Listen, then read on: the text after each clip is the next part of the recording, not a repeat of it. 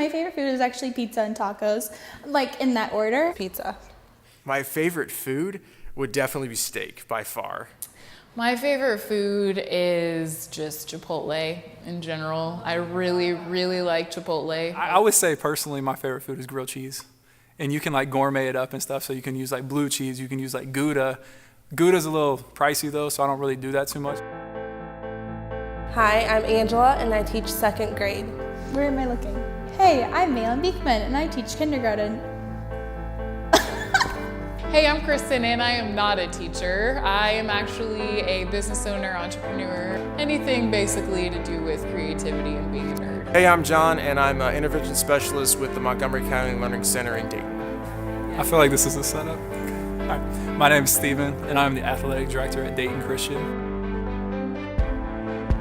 Probably I shouldn't say on this video, but our senior class were the first ones to paint the rock outside in front of the school. Might have gotten in a little bit of trouble for that one. Our senior trip was to Disney World and we rode Thunder Mountain, and Dr. Scott and his wife rode with us and he was behind me.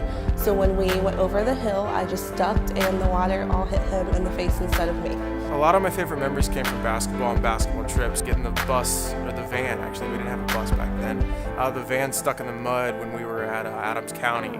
And we go in warm-ups and we've got mud on our warm-ups. I remember getting a van stuck, but my favorite memory actually goes back to when I was a senior in high school. I was diagnosed with lymphoma. And I remember going in the hallway, and at the time Jeremy Hudson was there. And I remember he asked me how my test went, and I told him the news, and I just broke down in the middle of the hallway. I was on my knees just crying, and I remember when I stood up, I had like 17, 18 people around me. They were all just praying over me.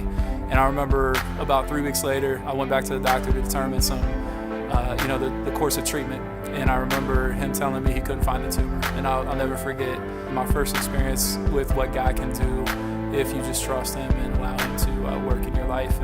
And at the time, I can say that I really wasn't taking my spiritual life seriously, but at the same time, those little steps on the way, Emmanuel was a piece of that helped me become who I am now.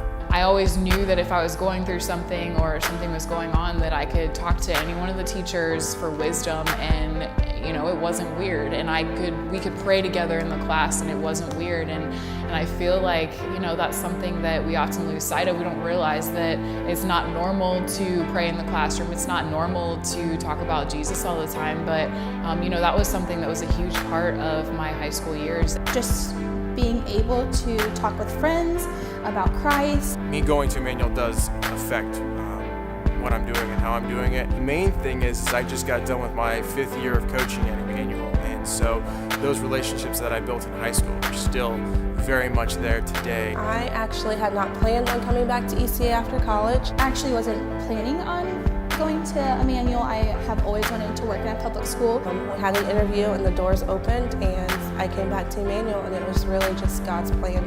Every time I applied somewhere over the summer, I just kept getting doors shut in my face, which was kind of disheartening. As soon as I heard about a job opening up at Emmanuel, it was actually like God was like, here you go. Going to Emmanuel was interesting for me because not coming from a Christian household, the influence was that much more important. Now looking back, the impact and the influence that Emmanuel had over me was, it's prevalent in my life to this day. Being an alumni and having a student back at Emmanuel this year for her first year, it says a lot about the respect that I have for Emmanuel and how much I appreciate how they run things, and the teachers and the staff that are there, and just the environment, the spiritual foundation that my daughter is going to gain while she's there. I just remember dropping her off on the first day of school and leaving, and just feeling a peace about leaving her there. Kindergarten, it's a big deal. It's a big year for transition and all that kind of stuff, but I knew that she was in good hands. Somebody who's looking at supporting ECA, I would say, don't do it. No, I'm just kidding.